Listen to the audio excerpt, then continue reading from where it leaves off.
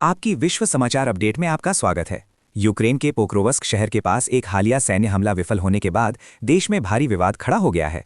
Donetsk प्रांत में Ukraine के 425वें असॉल्ट रेजिमेंट, जिसे स्केलिया भी कहा जाता है, की कार्रवाई से संबंधित रूसी ड्रोन वीडियो वायरल हुए, जिसमें नष्ट हुए यूक्रेनी उपकरणों और सैनिकों की तबाही को साफ देखा जा सकता है।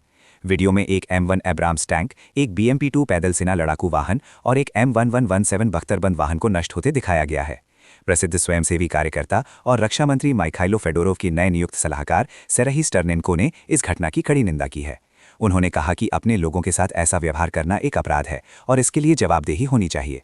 स्टर्नेंको ने स्केलिया इकाई और अन्य असॉल्ट रेजिमेंटों पर हमलों के प्रति व्यवस्थित रूप से लापरवाह दृष्टिकोण रखने का आरोप लगाया, जिसके कारण बिना किसी महत्वपूर्ण लाभ के सैनिकों को भारी नुकसान हुआ। जवाब में स्केलिया रेजिमेंट ने वाहनों और 2 सैनिकों के नुकसान को स्वीकार किया, लेकिन दावा किया कि हमला अभी भी सफल रहा।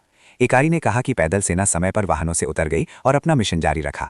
हालांकि कीव इंडिपेंडेंट स्वतंत्र रूप से सैनिकों के भाग्य की पुष्टि नहीं कर सका। स्केलिया की प्रतिक्रिया स्टर्नेंको के लिए एक सीधी चुनौती के साथ समाप्त हुई, जिसमें उन्हें अपने अनुभव को व्यवहार में लाने का अवसर देने की बात कही गई। इस पोस्ट को यूक्रेनी सशस्त्र बलों के आधिकारिक खाते द्वारा भी साझा किया गया, जो उच्च कमान और रक्षा मंत्रालय के बीच बढ़ते तनाव को दर्शाता है। कई महीनों से पोक्रोवस्क क्षेत्र की रक्षा की जिम्मेदारी एयरबॉर्न असॉल्ट फोर्सेस के 7वें रैपिड रिएक्शन कोर की थी। उन्होंने कहा कि उक्त कार्रवाइयों का वरिष्ठ सैन्य कमान द्वारा अध्ययन और जांच की जा रही है। हालांकि स्केलिया और यूक्रेन की असॉल्ट फोर्सेस की कई अन्य इकाइयां सीधे जनरल ओलेक्जेंडर सिरिस्की के अधीन काम करती हैं, जो आक्रामक अभियानों में अपनी गहरी भागीदारी के लिए जाने जाते हैं। सिरिस्की पर अक्सर व्यक्तिगत रूप से हमलों को मंजूरी देने और बड़ी संख्या में सैनिकों को अपनी पसंदीदा इकाइयों को आवंटित करने का आरोप लगाया जाता है, जबकि निष्पक्ष आवंटन के राष्ट्रपति के आदेशों की अनदेखी की जाती है।